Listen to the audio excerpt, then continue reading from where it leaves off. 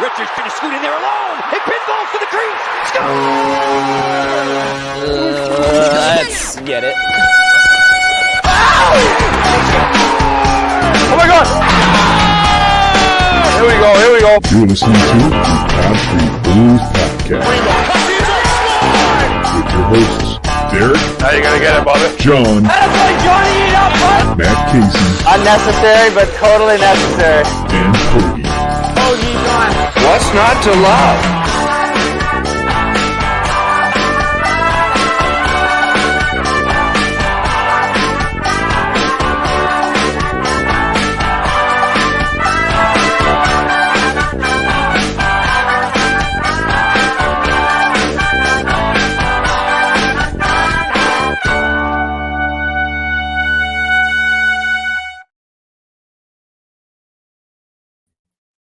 What's going on, everybody? I'm not used to doing this whole intro thing because usually John handles it. Did not add everybody to the stream, so that's my bad. But regardless, my name is Derek. Welcome to Pod Street Bullies. John is not here, obviously, or else this would have went much smoother. But I am joined by Matt Hoagland. Hoagie, what's up, man? What's going on, everybody? That was an entertaining start. Oh, yeah, great start to the show. And Matt Casey, what's happening? Heyo. We have trade deadline talk. We've got trade deadline talk because the trade deadline is this upcoming Friday. So a couple rumors in regards to what we're going to discuss here today. I want to also recap in terms of what happened last week. Pretty much a mixed bag of things, really. I mean, Case, I'll start with you. What were your thoughts on the play here last week? And just to kind of recap, there were 4 games between when we last recorded and today, being Tuesday night, 6-2 win against Tampa, 5-2 loss against Washington, 4-2 win against Ottawa, and a 2-1 shootout loss against Kevin Hayes and the Blues. Brutal. You know, the Hayes thing really grinds my gears, guys. But you got to look at it. You got a potential, 8 points, and you come out of it with 5? What do we got here? 5 points. 5 points out of 8. And so that's not terrible. You know, I think if we can keep that up the rest of the day, which I'll get into that in a second, but you know, points are at a premium right now. And the way we played against Tampa Bay was like, where the hell did this come from? After was that after the back-to-back, or was that the back end? That was after the back-to-back with Rangers Penguins. Like, you know, the Flyers get curb stomped by Washington and then come in and beat the tar out of Tampa Bay. Do I have this like timeline chronologically mixed up? Yes, you have it mixed up. It's Tampa Bay, then Capitals. Bay, then Capitals. They took it to Tampa, and then Washington took it to us, and it's right. But you know, it's good to get points. It would have been nice to get 2 out of that St. Louis game, but you know, nice to get Ottawa off our back. I felt like they were a bit of a thorn in our side this year. Teams playing well. I think the next 2.5 weeks are going to be it's shit or get off the pot time. Right. Yeah, no, I mean, that's fair. I think, you know, we have been kind of talking about it these past couple of weeks, like, all right, what's going to determine the rest of the season? You know, how far into this are we going to get until we're like, okay, this team's done, or this team's a true contender? And I mean, with every like mixed bag of a week that we're having, it's like, how much further are we going to kick that can down the road? So, Hoagie, give me your thoughts on all this. Yeah, I mean, obviously that big comeback win against the Lightning, the bounce back win, I should say, against the Lightning after the Penguins game is huge, because everybody was saying, you know, if you're scoring 6 goals, you should be winning games. And they scored 6 goals and finally won a game, which was huge. Losing the 2 points to Washington really kind of is a sour taste. Yeah. Which everybody says, because, you know, they're in our division. We needed to kind of put them down and you know, climb in the standings and separate them. But that it was just a bad game to watch overall. Right. And then you have Ottawa, Felix Sandstrom coming in, right? He played that second game. Yeah. Yep. Huge confidence boost for him being his first game. I know it was, you know, shot block mayhem by everybody involved, which helped Sandstrom, but still huge. Post and crossbars included. Yeah, post crossbars, ding dong, man. There was a lot. And then last night's game. That was like church on Sunday morning, man. That was right. Big. Yeah, it was loud. Ding, ding. Yeah. Sandstrom was certainly saying some prayers. Yeah, seriously. And then last night Blues game was just we wanted the 2 points, but the Blues were fine just getting a point no matter what, because they were not giving up that puck within the last minute, and they just dragged it. And how fluky of a goal was that by Kevin Hayes? Like I know we make jokes about like it was just as we don't talk fluky about as Kevin the Hayes Lawton anymore. goal. Yeah, yeah, right. It was just a weird game. I just find it funny that's the way that the Blues scored, and that's the way that Kevin Hayes scored. Like Kevin Hayes, the guy that was like the running joke on this show. Like we do an episode and title it Kevin Hayes, but we don't talk about him. Like was like about him. Right. Like that was the running joke for the longest time when he was with the Flyers. And now it's like he comes back and he scores. And I'm just like, the icing on the cake would be if Shen had like the OT winner. And it's like, all right, there you go, your former Flyers. But yeah, I think, much to your guys' both points, like you saw two separate teams here, and not necessarily speaking to the St. Louis game. I think the Flyers played well against St. Louis. Kind of crappy. It's like, that sucks. They could only get 1 point out of it. But like you saw a great team effort against Tampa to play one of the better teams in the league, currently sitting in the I think the last wild card spot, but in a stacked Atlantic division, and take it to them. And then 3 nights later, you're talking about a game against Washington where they gave up. In my opinion. It just didn't sit right with me because we're getting to playoff time here. Like we're going to be pushing and we're going to need to get these points that we're losing out on against teams like St. Louis. And those 2 points would have been nice, especially against a divisional team. I think the other thing with that, Derek, is that you had them on the ropes. It's not like it's like, oh, it was an even game. You were up 2-0 after one period, and you ended up playing a really good first period. And then Washington it was almost like, I think it was the death rattle of the Capitals.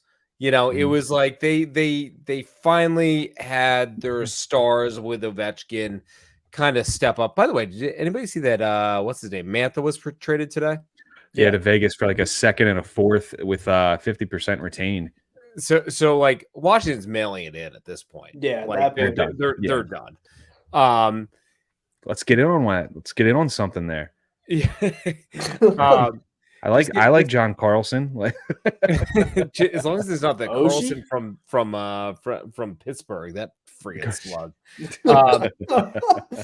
But you look at that game and it was just frustrating because you knew they were going to have a push and Flyers just didn't have an answer. And, I don't want to make this like a total cop out, but like that's really where you need a difference maker. And the only difference maker we really have that's healthy, or it's not even healthy, but that could play is TK. He's not playing. Couturier, we'll have to talk about this at some point. Like, what's going on? He's like, he's the equivalent of going into like the Rascal Scooter line at Disney World. Like he's just playing minimal minutes at this point. Yeah, I think obviously tonight's going to be the trade deadline, but I think next week, recapping the deadline, I think it's worth discussing Couturier and his lack of production when it comes to these past couple weeks, ever since maybe that C is weighing a little heavy on his chest. I know it's a sore spot for Hoagie. Sorry, man. That A isn't heavy.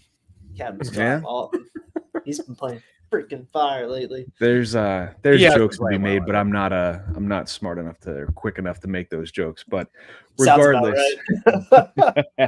you'd think this would be Hoagie, but regardless, what we're looking at doing right now, let's get into the trade deadline a little bit, because Twitter is in a tiz at this point right now. Everybody's right? Go figure. Flyers Twitter, never. Flyers Twitter. Get out of here. No, personally, it's driving me up a goddamn wall. But kudos to you, Casey, for not even being a part of this. So good for you, man. You're welcome, Twitter. I need some pointers from you on how to avoid all this crap. But I swear to God, and I'm so glad you asked, because I'm ready to tell you. The key is you delete it from your phone. You can still be on your laptop or your desktop, but like, I don't need to be on Twitter on my phone for like 14 hours a day. That's a good point. That's it. Yeah, That's it, Very guys. good point. In my decade more of wisdom and age that I have of you, Oh man, what I've learned. Old the man gray's River really here. showing, Casey.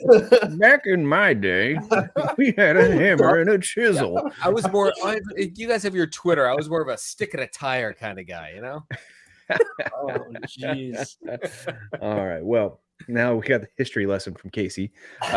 Let's delve into a little bit of the deadline here. So, rumors obviously flying amok at this point in regards to specifically Sean Walker, Nick Seeler, the two big names in regards to a potential deal. Now, things have evolved into there being an extension potentially in place for both of them. And it sounds like there are talks, things are in the works. They have deals pretty much worked out with a little bit of fine tuning to be doing to those. Now, latest rumor is that Walker's contract is looking to be about $4.5 million per year for 5 years. That's per NRD on Twitter. And then there is in the same tweet mentioning Seeler around the same term, just at 4 years instead, and the AAV being potentially less than that. Those are what the deals are looking like in the way of an extension for these guys with the Flyers. But also, I believe, was it Frank Saravalli had said there's probably going to be one of them. It's going to be one or the other being moved. And I'm inclined to believe that just based off of the fact that it's tough to envision them both being traded. Now, it'd be great, but regardless, getting into it here, Hoagie, I'll give you first. If there is going to be a player between Walker and Seeler traded, who's the most likely, like logically looking at this situation, who's the most likely to get traded? Honestly, probably Walker. He probably brings a little bit more finesse to a team that's pushing for a playoff spot and wants to, remain in that playoff spot. I mean, from a contract standpoint, Sealer is the easy one to go because he's less than $1 million. He's $975, I believe, and that's just an easy contract to take on. Flyers don't have to eat anything on top of that. But what are you getting in return though for Sealer? I think that's the biggest thing with Sealer is what do you get? Is he as valued by other third or teams fourth as he is by round, us? right? Right. Yeah, I think Sealer's not going to get you a whole lot, but Walker, I think, where are we at? Like a second rounder is what we're thinking at this point. I think they're hoping for a first, but at this point, like, where do you cut your losses? Right.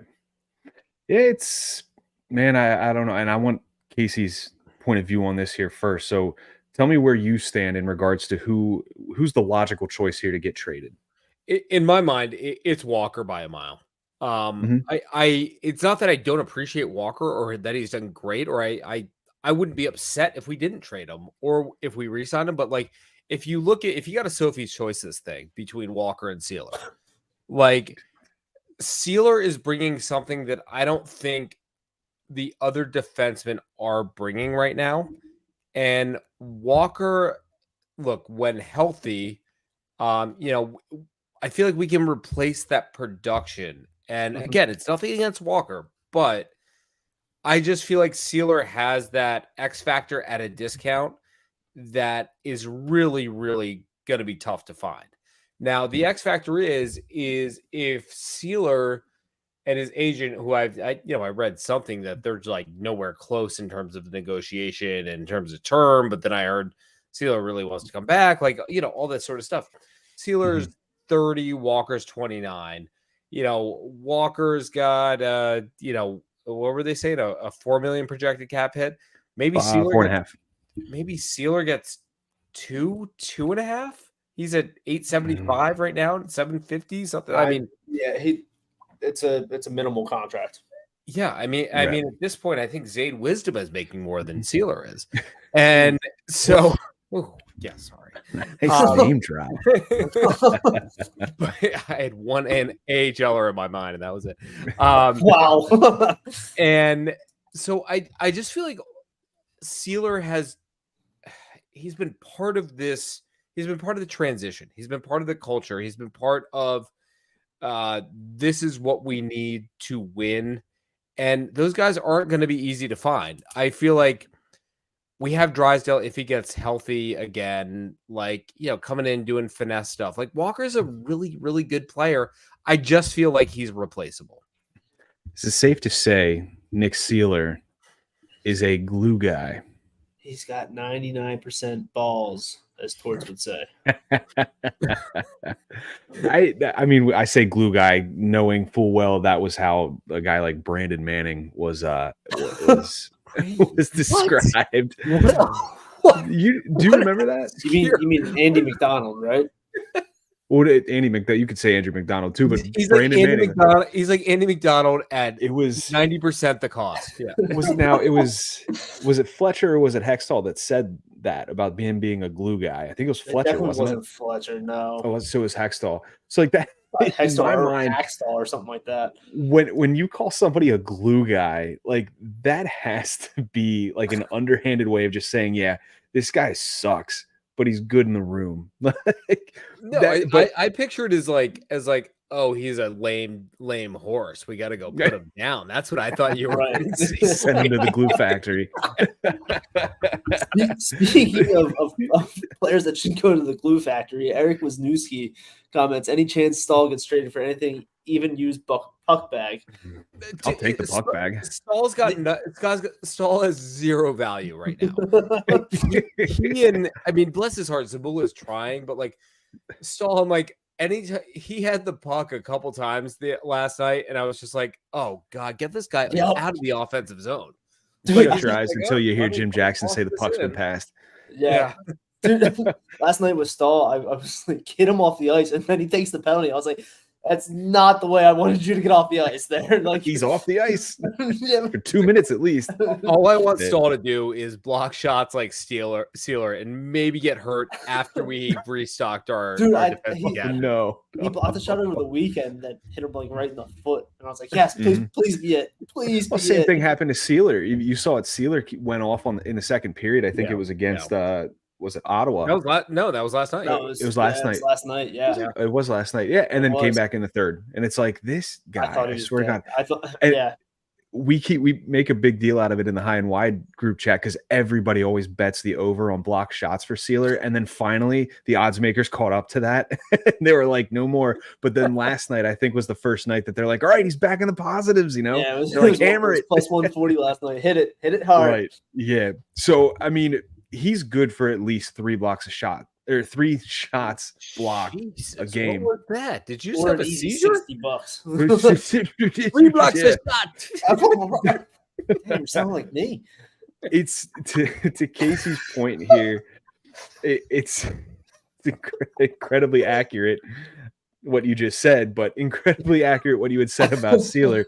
There's an element to Sealer's game that truly is irreplaceable. Walker's got the talent, and he's a very good defenseman, very good puck mover. I think he's good on the penalty kill, power play too. If you want to put him there, he showed that early on in the season. That's a commodity that's easily tradable, and you could argue the same thing for Sealer's attributes. He's a good locker room guy, but like, is that going to mesh with a separate locker room? Is that going to mesh in a Tampa? Is that going to mesh in a Vegas or, a Vancouver, whatever it might be? It doesn't always mesh to another team that you trade him to. So he's more valuable to me, to the Flyers, than Walker is right now. I'm not completely ruling out the Agreed.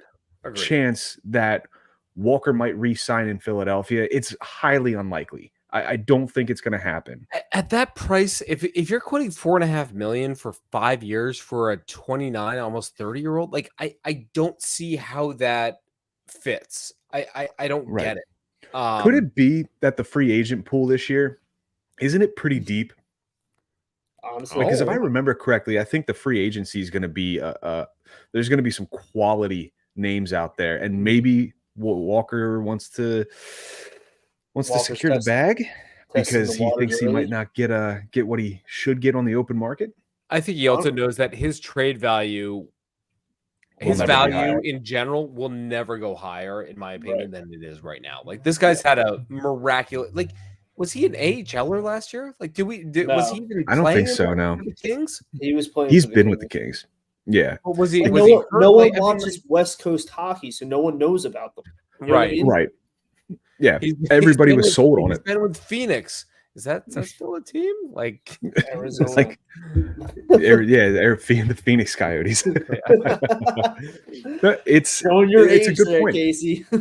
It's a very good point. The whole discrepancy between West Coast and East Coast. I mean, none of us stay up for those 10 o'clock games. I do just because I'm a masochist. I love enjoying. really? You're a maniac. I do. Psychotic, dude. Yeah. Well, hey. Wait, are you saying for Flyers West Coast games, or Flyers like, West just Coast or games.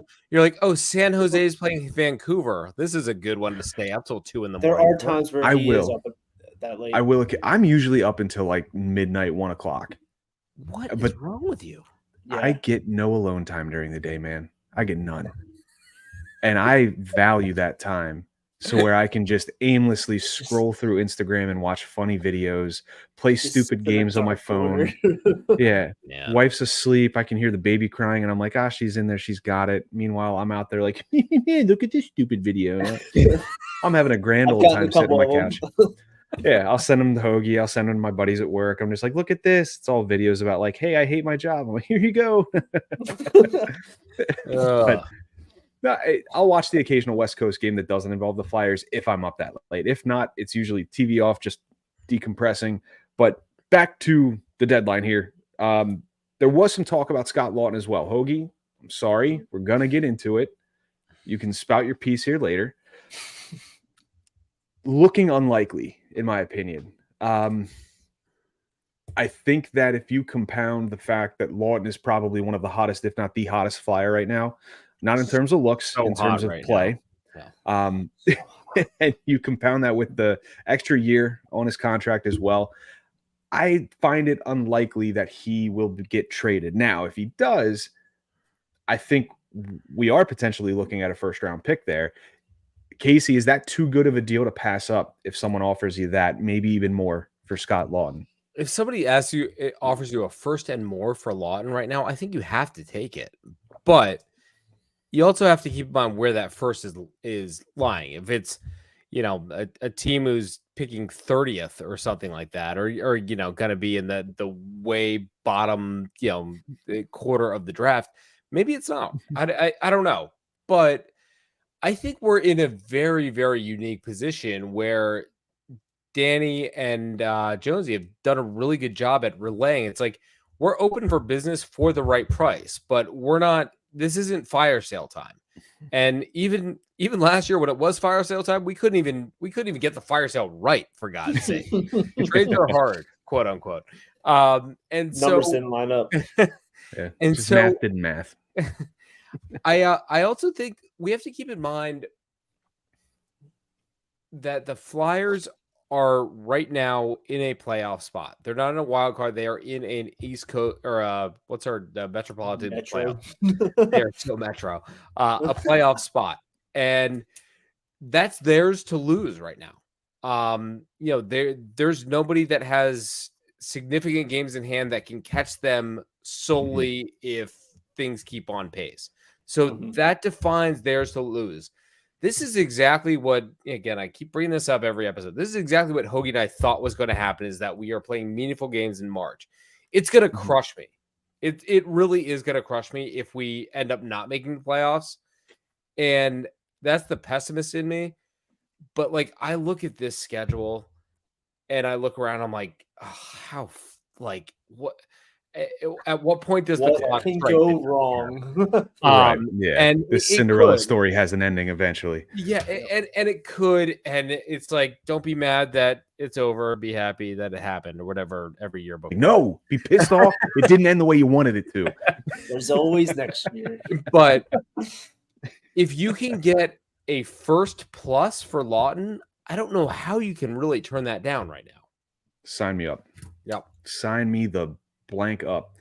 Hoagie, I put your affinity for Scott Lawton aside here and look at this logically. Mhm. Scott Lawton for a first round pick, and let's say not even going to go B plus. Let's talk like a B level prospect, somebody that could turn into a bottom six, maybe second or third pairing defenseman. Are you making that deal? Nope. You dick. Nope. They Why? turned down 2 first-round picks for him last year. And they're not going to get that offer again. They're just not. They're not trading Scott Lawton. There's no freaking way. They paraded him with the captaincy of Coots, TK, and him. Like they're not. No, absolutely not. Not going to happen. I don't disagree with you, by the way. I don't. He is the glue guy of this team. You know, Couturier is not. I'll fight you both. The tarp. Listen, Couturier is not the vocal leader. Lawton is the vocal leader, and he's the How one. do you know teaching. that? You can just tell. You can't lead from the fourth line. Sure you can. Dustin Brown did for like 2 years. Couturier is doing it right now. Yeah, see, it's possible. It's not saying it's great. Being ironical, you He was like ironical. Ironical. That was a big word. It's a John word right there. Yeah. John's here. John. For those of you listening to, John typically is with us, but he's out with the flu. His entire family right now, dude. Feel for him, but oh boy, yeah. Sometimes. You forget, man. It was just John and I when we first started this show. True. Yeah. And then we got sick of each other, and we're like, it's like in your marriage when you're sick of each other, and then you introduce a kid to the mix, and everything's good, and then everything gets stale again. Then you have another kid. So that's how we brought you guys on. So in another year or so, there will be a fifth member. That's when we bring get the shits in one of us, right? Yeah, but I see your point. I think backtracking to the rumors from last year about 2 first-round picks. Obviously, that would have been the perfect time. That would have been the perfect deal to pull the trigger, get 2 first-round picks for Lawton. Break my heart. Perfect. Well, yeah, I mean, whatever, but at the same rate, dude, it broke my heart when we traded Giroux. But you know what? It made sense from a business standpoint, and it panned out because at that point, Tippett, Barkey. That's a different story. Well, I'm talking about heartbreak. That's not heartbreak. Trading Giroux away? It was heartbreak, but Lawton, that is heartbreak. But I would say Giroux was like, okay, my girlfriend and I are about to move away from each other. We're gonna give it a shot, but you knew it was coming, sure, but it was happening. Yeah, right now Scott Lawton's getting towards where Giroux was in terms of the contract length. I mean, every now and then I just go 2 years left. Every now and then I go on Instagram and I'm like, getting there. What's Claude doing? Right. I'm just like, I hope he's happy. Because I'm miserable. You go to his wife's Instagram and see how his kids are doing too. No, that's for someone else. Yeah, that's the other side of Flyers Twitter. Forgot. Sorry. It's people grow attached to players. That's just a matter of fact. Like I grew attached to Claude Giroux. He was my favorite Flyer ever since he came up, and seeing him go sucked. Like from a personal standpoint, from a team first standpoint, yes, it had to happen. And the reports were that he pigeonholed us into sending him to Florida, and everybody was pissed off about that. But it worked out. It worked out for Florida. Could have been the best move of Chuck Fletcher's career. Arguably, I think it is. Yeah. I mean, you could maybe argue Niskanen, but then the way he retired and left, it's like, that left a bitter taste in my mouth. That's just another big F you to Chuck Fletcher. Thanks, Chuck. Yeah, Chuck. I have nothing bad to say about that man. He unblocked me. I'm on my 4-year anniversary of him blocking me. Good for you, man. You should do what I did and tweet from the podcast account. I tried. It still didn't work. I guess he just likes me better, but story for another day. Regardless, getting back to the main trade talk here, Walker, Sealer, Lawton. Hoagie, is there a name on the Flyers roster right now? We'll kind of separate these two conversations. Is there a name on the Flyers roster that could be just a potential completely out of left field that the Flyers could look to trade at the deadline? Honestly, I would love to see Atkinson leave. Not even get traded, just leave. Just leave. But I wouldn't mind seeing him go in a trade. I don't know what you can really get for him because he is not playing very well at all. And Right. I mean, I don't know what teams would even take him on at this point because I'm sure people are watching him play just as we are. And like, what can we even do with that? But I mean, if Briere can make something happen, I'd be ecstatic. Right. All right, Casey, who you All got? right, ready for me to piss everybody off? Connect me. Morgan Frost. Ooh. Aw, get off it. No, so he has what? Bill, if one you're more, watching, one I'm more year sorry. after this. Bill, comment, please. One more year after this. Here's why you're wrong. Anybody? I know we talk about this almost every week. Can you honestly say that Morgan Frost is like, okay, this is a cornerstone guy that we need to hold on to? I can't. Not a cornerstone. I think he's a valuable part or a valuable piece, but I'm not going to sit here and say he's a cornerstone to build upon. Are you opposed to getting rid of him for the right price? No, I'm not opposed to getting rid of anybody for the right price. I'll put that on record. Bite your tongue with Connect. If Connecting leaves, I may lose my. That would be a sore spot. But what about if Carter that Hart? deal? Stop. We got cap space. By the way, I had to take my son's Carter Hart T-shirt jersey away. He's like, I want. I'm like, you don't understand what this means. Like, this is my son. Cool. My son the other night when they were playing, he goes, Carter Hart's not playing. And I was like, you're right, but he's like, yeah, he did something really bad. I'm like, yes, sir, he did. Allegedly. Allegedly.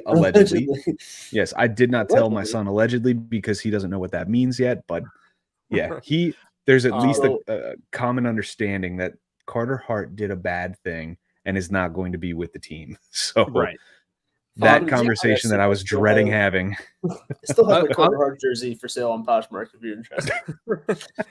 Good luck. I'm going with Frost for their soul. Like, I don't think this guy is up to the hype. I'm not saying he's a terrible player, but like, I feel like we can do better. And everyone's like, oh, look how well he did last year. Well, now the games mean something. Yeah, he scored a shootout goal last night, but he's not there. Like, you look at Forster, he's making freaking moves galore. You look at Tippett, he's making like, he is not at that level, in my opinion. Right. He's not even close to a game changer, and those guys are barely even game changers. Right. They have good moments, but like, they're not game changers. Right. And so TK is the game changer. TK is the only thing we can call a game changer. Exactly. Yeah, that's what I meant. Yeah. And that's even sporadic. Coots, I would argue, can be a game changer from a defensive standpoint when he's at peak. But like, what are we watching here? So I just feel like if somebody's calling for, hey, we really need a third line offensive center, I'm taking that call, and I'm seeing what we can get. Yeah, no, I'm completely with you. I don't think that it's something that Briere would actively put out there, like, hey, we're fielding calls on Frost, but you can't hang up the phone without at least listening on any of these guys at this point. Yep.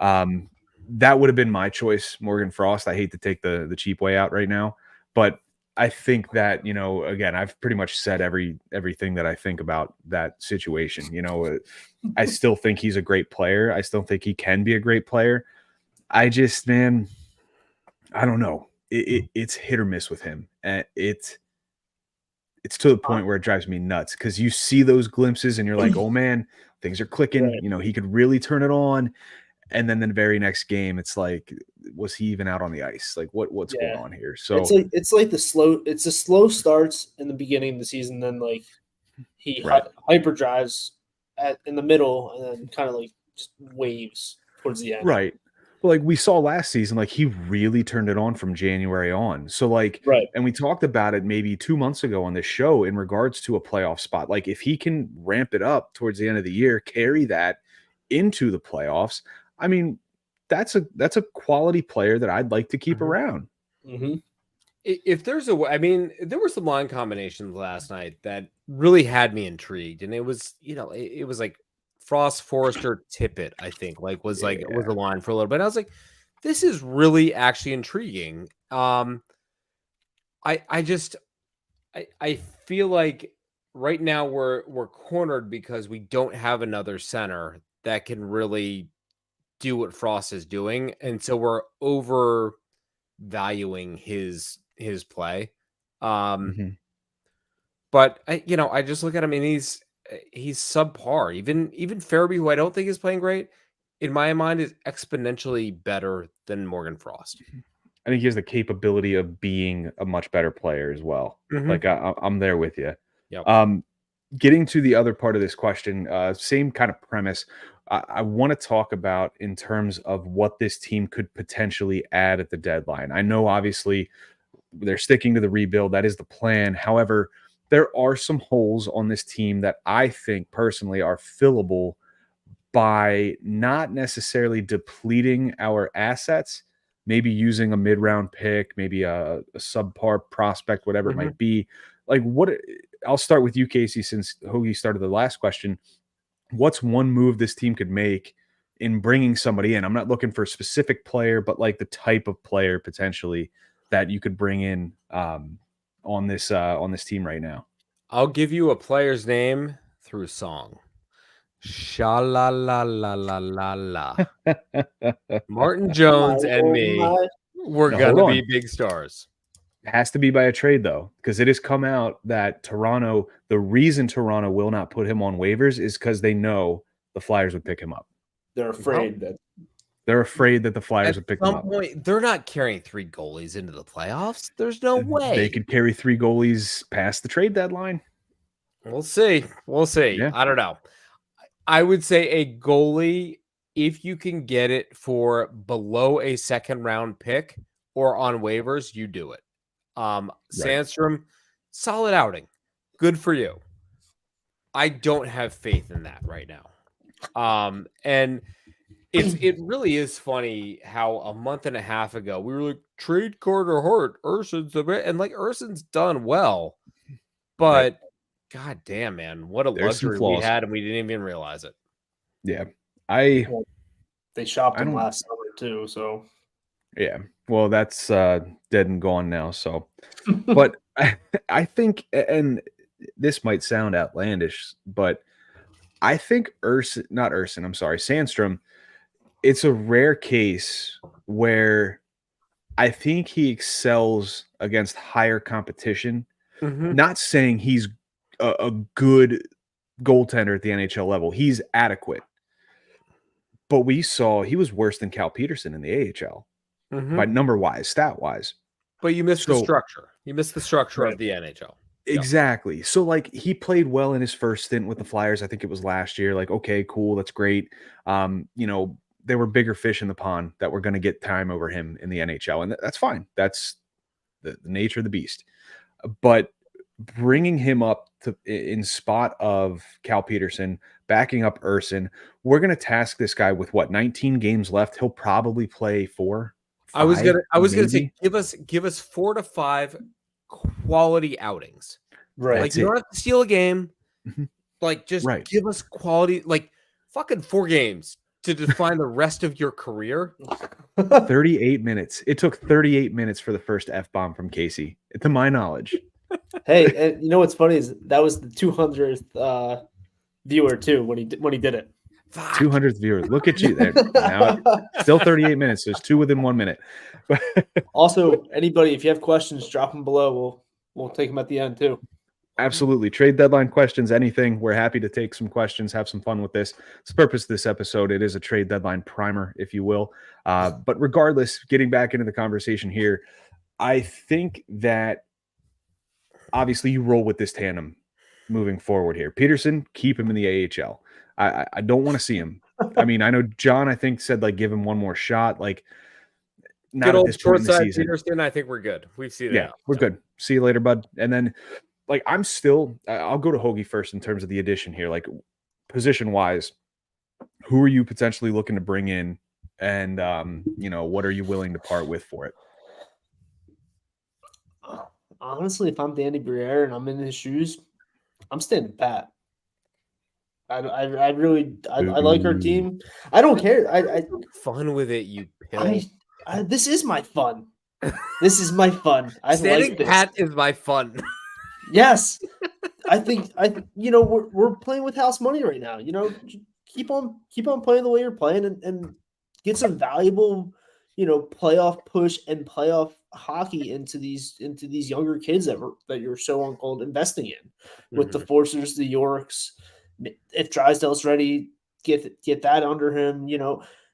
It'll be exciting come the next couple of weeks because I think this team is ready for the step, and I think Briere is going to gamble with them.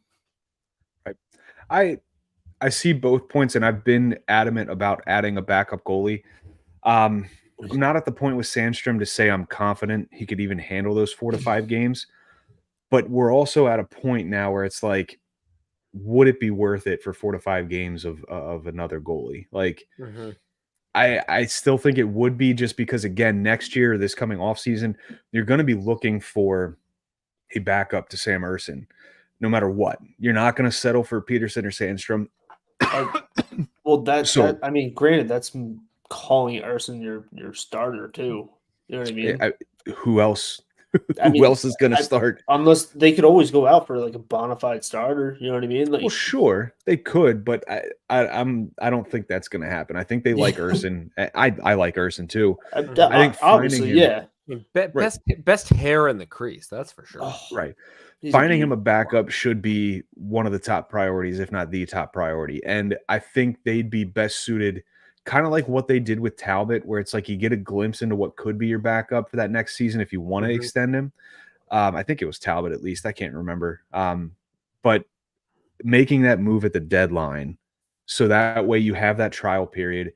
If he works out great, posts, a 9.05, like a 2.8 goals against, like, I'm comfortable with that as a backup.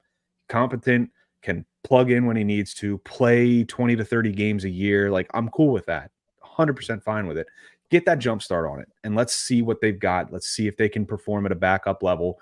And I mean, depending on how Ersson does, like, if he shits the bed, you got somebody that's competent in the crease and can do their game and play their game, and plug in. So, Derek, what are you willing, hypothetically, what are you willing to give up for that backup, established NHL backup? Like, what price is too high for that at this point, given where we are with all the elements?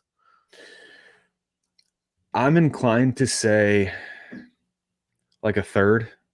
Okay. I don't think you're going to get, like, you're obviously not going to get a star. You're not going to get like one of the studs on the market, like a Markstrom or a Saros, or I'm trying to think of another name that's been thrown out there. You might get, we talked about it the other week, like you might get like a Mrazek, which, like, I'm comfortable with as a backup. That freaking guy again. I understand. But like a Kakkonen from San Jose, a Vejmelka from Arizona. But Vejmelka's younger. I think Kakkonen's younger too. Like, I would like more of a veteran. You could be saying names. You could just be like going through like a Russian dictionary right now and be like, yeah, this guy plays for Winnipeg. I'd be like, yeah, totally. But no, I'm more comfortable with the veteran behind Ersson as opposed to a younger guy. I think Ersson could still learn a lot. I think that would be beneficial to his development. But also, like, I mean, you saw like how Elliott was with Hart. And I think that's a good dynamic to have. He can spell you for a game or two here or there, can still turn out quality starts. Finding somebody like that at that stage in their career, I think a third round, maybe even a fourth round pick gets it done at that point. Like, I've been saying mid-round pick. By the way, I would gladly give up a third in this draft because we have 2 firsts right now. And so it's like, all right, we have 2 firsts and a second. Cool. Take the third and let us get a goalie with the potential to sign the guy for $1.5 million next year for 2 years if we need him. But we apparently have like the Spruce Moose coming over from Russia with a whole bunch of folks. Yeah, we've got the young guys coming over. Kolosov. I know there's probably another year or two between guys like Zavragin, Bjornsson. Bjornsson. I always mess that up, so I'm sorry, but Kazakhin. Forgotten. Fedotov. Oh wait. Fedotov. No. Anyways, he who must not be named. Trying desperately to get over here again. No more Canadian. I like it over here. And he's writing in his journal, day 472, still here. Miss Philadelphia, even though I've never been there. Said no one ever. No, I think, that's a pretty solid breakdown of the deadline, what we're looking at. Antigrazio thinks it's too soon to joke about Fedotov. I think it's never soon enough. I think it's never soon enough to have a fucking sense of humor. Jeez. Here we go. Casey is all in one tonight. So let's cap things off here real quick in regards to something that happened last week, and I know you're all gonna know exactly what I'm talking about. Bobby Brink versus John Tortorella.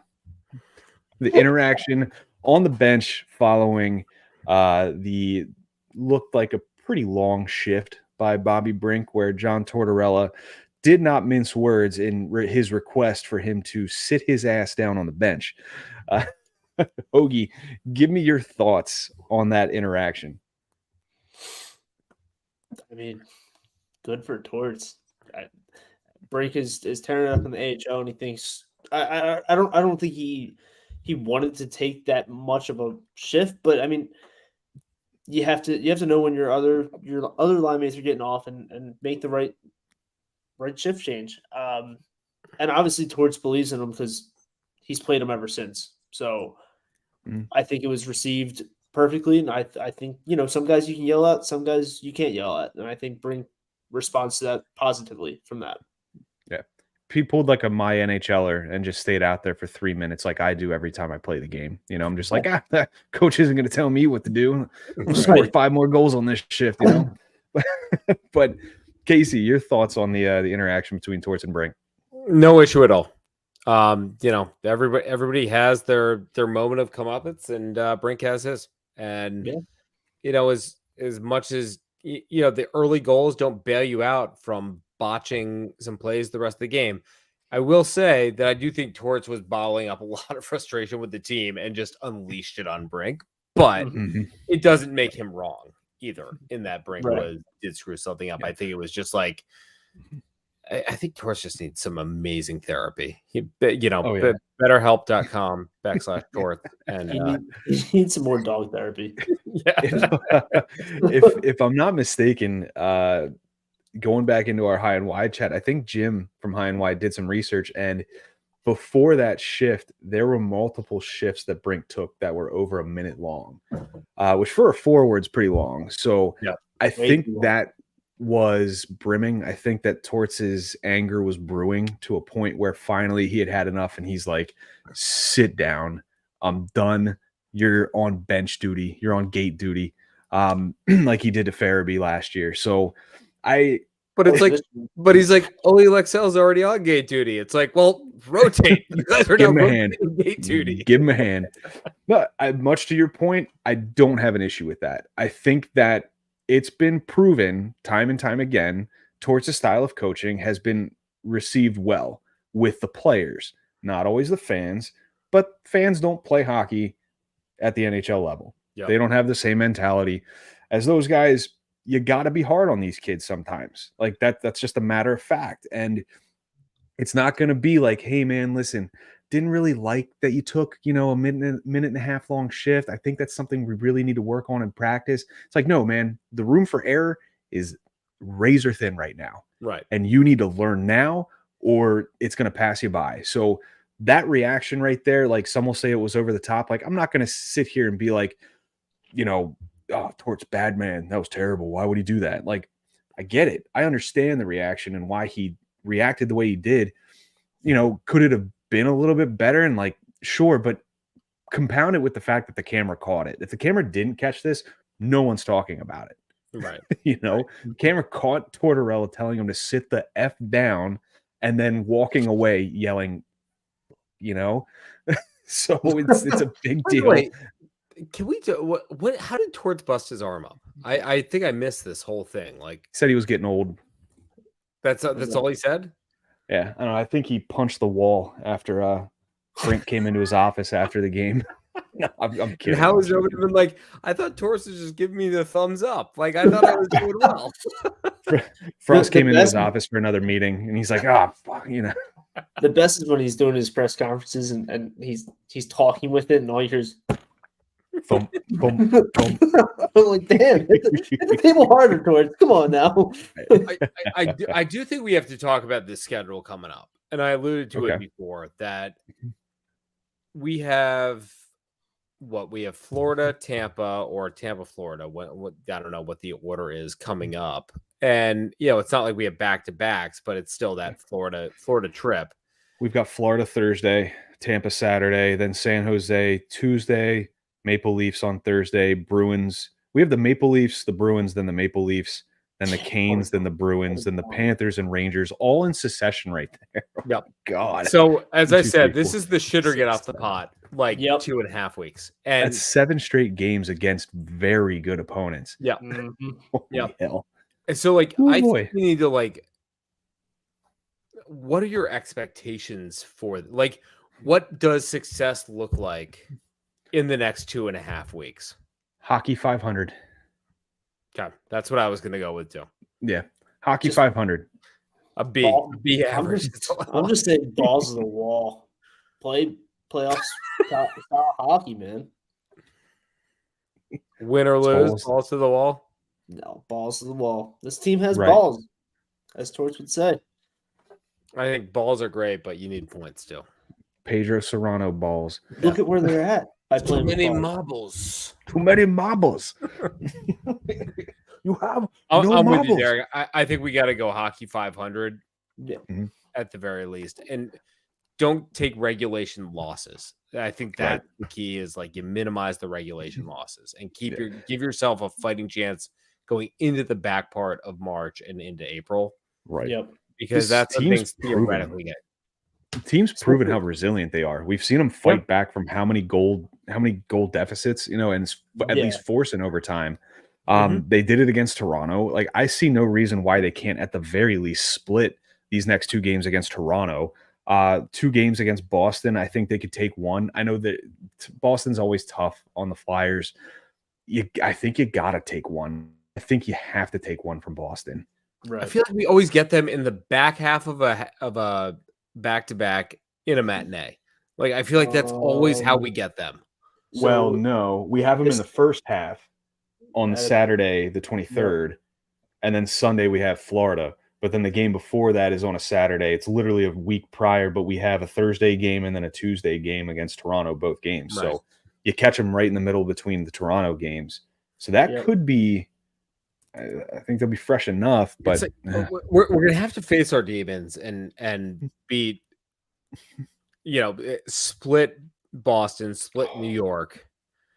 Right. Because it gets, Toronto, all those 3 teams have kicked our ass for the last 3 years.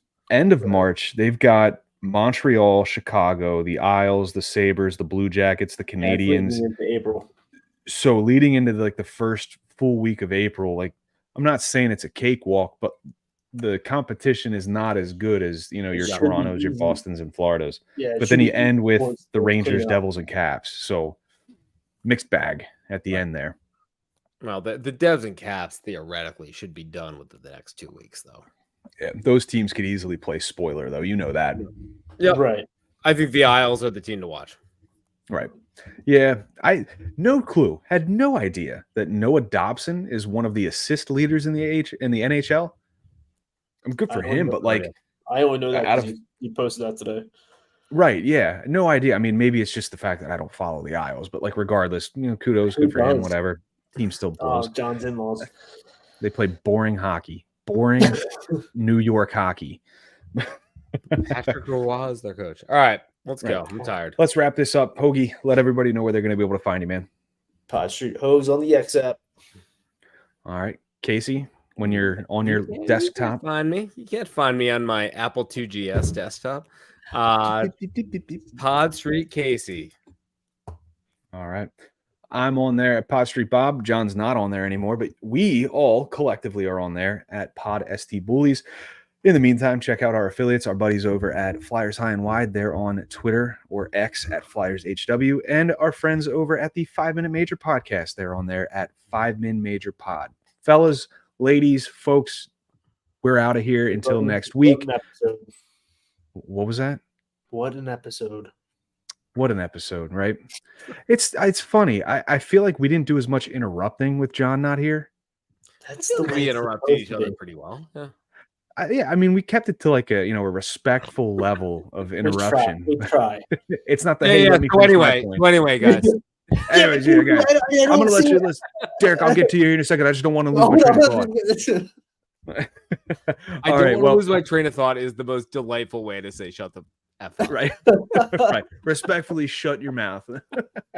Well, before we get any more sidetracked, ladies, gentlemen, have a wonderful evening. And as always, let's go Flyers. Bye now.